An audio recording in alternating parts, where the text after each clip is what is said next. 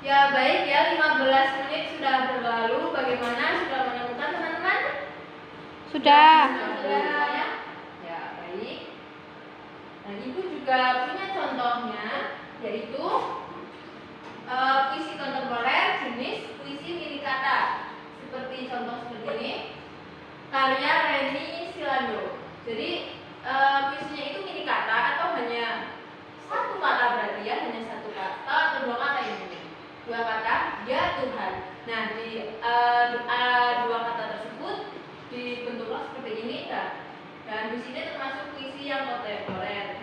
Di sebelahnya juga ada puisi berjudul Gelatik Cantik dan Pengkritik. Nah judulnya saja gelatik ya, berarti puisinya berbentuk burung, seperti burung begitu. Jadi puisi ini apa ya, termasuk unsur-unsurnya itu jika dilihat itu berarti tipografinya mereka bagus ya. Dan selanjutnya kita akan mempelajari tentang unsur-unsur pada puisi. Nah pada puisi ini unsurnya itu dibagi menjadi dua, yaitu struktur fisik dan juga struktur batin. Fisik itu biasanya terlihat atau nampak jika kita melihat puisinya. Misal puisi yang ibu bawakan di buku apresiasi puisi, buku karya Ibu Nurul Setio ini. Nah jadi ini ada contoh puisi, misal tipografi ya, seperti puisi ini, aku ingin menjadi, ya seperti ini, aku ingin menjadi, karya Siti Isnatun M. Nah tipografinya itu mereka apa ya, tipografinya itu ini lurus seperti ini, terlihat begitu ya, nampak. Ini merupakan struktur fisiknya yang bisa dilihat. Lalu jika struktur batin itu tidak nampak kita lihat, namun bisa kita rasakan. Nah seperti apa saja strukturnya, yaitu bisa kita lihat. Struktur fisik yang pertama yaitu ada diksi. Diksi juga bisa disebut pemilihan kata oleh seorang penyair untuk mendapatkan hasil yang efektif yang sesuai dengan keinginannya. Pemilihan diksi, misal jika kita sedih, diksi yang biasa kita bilang itu sedih. Namun jika kita tuangkan dalam puisi, sedih itu bisa kita cari diksi lainnya, yaitu misal apa Mbak Farah, kata lain dari sedih?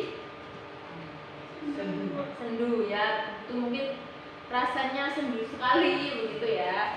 Untuk apa, pemilihan diksinya. Lalu yang struktur kedua itu tipografi. Seperti yang dijelaskan tadi, tipografi merupakan bentuk format suatu puisi, seperti pengaturan baris, batas tepi kertas, lalu atas bawah kanan kiri, jenis hurufnya yang digunakan. Misalnya tadi ya, seperti contoh tadi ya, tipografi yang puisi gelatik ini. Nah berarti tipografinya itu berbentuk burung karena judulnya kan gelatik. Nah gelatik itu burung, jadi tipografinya yang nampak itu bentuk burung gitu ya. Lalu struktur yang selanjutnya itu majas. Majas adalah pemakaian bahasa dengan cara melukiskan sesuatu dengan konotasi khusus, sehingga arti sebuah kata bisa mempunyai banyak makna.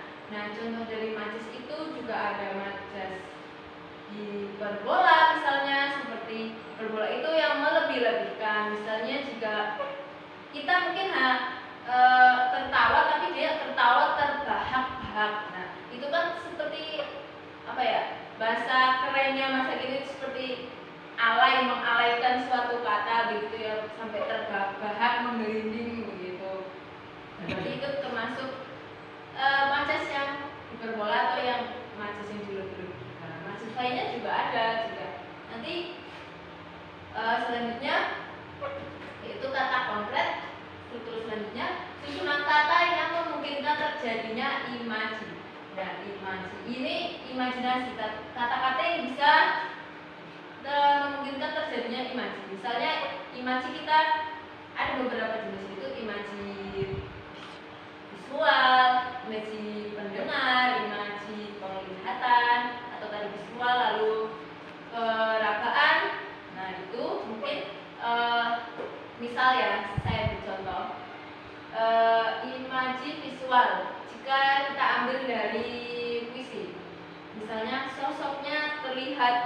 menawan, rupawan. Nah, begitu berarti sosoknya terlihat itu kan bisa kita lakukan dengan imaji visual atau indera visual, indera penglihatan. Nah, berarti hal tersebut, kata-kata tersebut termasuk pada imaji visual.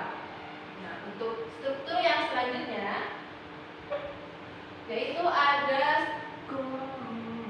imaji atau citraan yang seperti ibu tadi jelaskan, memberi gambaran kepada para pendengar atau pembaca agar seolah-olah dapat melihat, mendengar, merasakan, mengalami hal-hal yang terkandung dalam sebuah puisi. Nah, citraan ini dibagi menjadi beberapa macam, yaitu ada penglihatan, pendengaran, penciuman, perasaan, perabaan, dan pergerakan. Misalnya lagi, jika kita pendengaran, mungkin ada yang bisa mencontohkannya, Mbak Aulia Diskaya dari tadi kok sepertinya di belakang ngobrol saja. Maaf Bu. Ya, boleh dijelaskan bagaimana sih contoh dari citraan atau imaji yang pendengaran? Mungkin dari kata-kata puisi yang bisa menyebabkan kita imaji, yang termasuk imaji pendengaran. Suaranya sangat merusak dunia. Wah, merusak dunia. Berarti itu juga termasuk majas Hiperbola karena ada meluruskan. Itu salah satu contoh yang bisa kita terapkan dalam menyusun puisi. Lalu struktur yang selanjutnya ada rima atau irama, merupakan persamaan bunyi dalam penyampaian puisi dari awal hingga akhir puisi. Nah, dari rima ini ada beberapa bentuk. Misalnya onomato, tiruan bunyi. Misalnya perang, nah gitu, atau pecah apa ya, bunyi pecah perang gitu ya, mungkin, atau benda yang jatuh dari hal yang begitu ya. Nah, itu bisa digunakan untuk menyusun sebuah kata-kata di dalam puisi. Lalu yang kedua ada bentuk pola bunyi atau aliterasi, asonansi, persamaan akhir, persamaan awal, sajak berselang, sajak berpadu, sajak penuh, repetisi, dan sebagainya. Mungkin ibu jelaskan ya yang dari repetisi. Repetisi itu seperti pengulangan. Pengulangan itu misal kayak mata itu memandang itu. Pokoknya kata-kata itu diulang lagi. Melihat-lihat. Nah, itu juga boleh, melihat, meraba-raba, itu juga boleh. Selanjutnya, ini kan tadi struktur fiksi ya, atau struktur yang bisa kita lihat, bisa kita langsung analisis. Nah, lalu yang selanjutnya itu ada struktur batin. Struktur batin yang hanya bisa kita rasakan, seperti tema atau makna. Unsur ini berupa makna yang tersirat yang ingin disampaikan oleh pada penyairnya, pada pembacanya. Lalu ada nada, merupakan sikap penyair terhadap audiensnya atau pembacanya yang berkaitan dengan makna dan rasa. Yang dari nada yang terdengar, audiens dapat menyimpulkan sikap penulis sedang mendikte, menggurui, memandang rendah, atau sikap lainnya. Nah, mungkin contohnya seperti misalnya ini yang memandang rendah. Hai kau wanita jalang, misalnya kan memandang rendah seorang wanita begitu ya. Nah apa ya? Nadanya itu, nada ucapannya atau nada cara pengucapan puisinya itu seperti seolah memandang rendah sosok yang diucapkan. Lalu ada amanat, yaitu merupakan pesan yang disampaikan oleh penyair atau penulis untuk kepada pembacanya. Jadi jika kita membaca suatu puisi, nanti kita juga dapat merasakan atau memaknai sebuah puisi itu, terdapat amanatnya atau pesan yang terkandung. Selanjutnya itu rasa atau suasana, merupakan sikap penyair terhadap pokok permasalahan dalam puisinya. Biasanya dipengaruhi latar belakang sosial, psikologi atau psikologi penyair.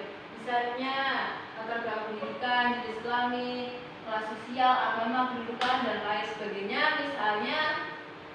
Misalnya nih ya, yang di kelas sosial, misalnya kelas sosial tinggi, orang yang banyak berduit, langsung dari apa ya, dari suasana atau latar belakang seperti itu nanti bisa tercetuslah sebuah puisi atau ide-ide lainnya.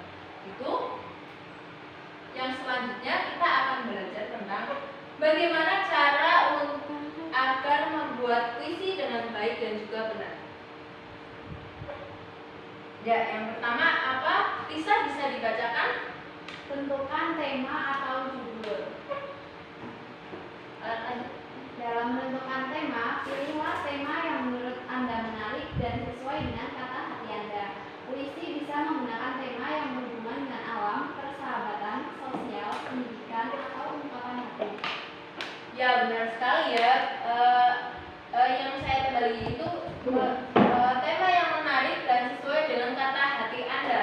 Misalkan kata hati Anda sedang merasakan sebuah guncangan hati yang tengah patah hati. Nah, dari tema atau ide yang terpikir itu tema yang menarik itu bisa kita tuangkan pada sebuah puisi, begitu ya. Di sosial juga bisa, pendidikan misalnya dari hari guru, nanti kita juga bisa menuangkannya ke dalam sebuah puisi. Yang kedua yaitu menentukan kata kunci. Nah, jika Anda sudah menentukan tema dan judul tadi, langkah selanjutnya adalah menentukan kata kunci yang dikembangkan menjadi sebuah kalimat. Misalkan dari tadi patah hati, dari tema atau judul patah hati tadi bisa kita kembangkan lagi menjadi sebuah kalimat. Misalnya patah hati ini terasa sendu sekali. Nah, begitu ya. Berarti dari itu bisa kita kembangkan menjadi sebuah kalimat. Nah, begitu. Atau satu larik atau satu bait juga bisa.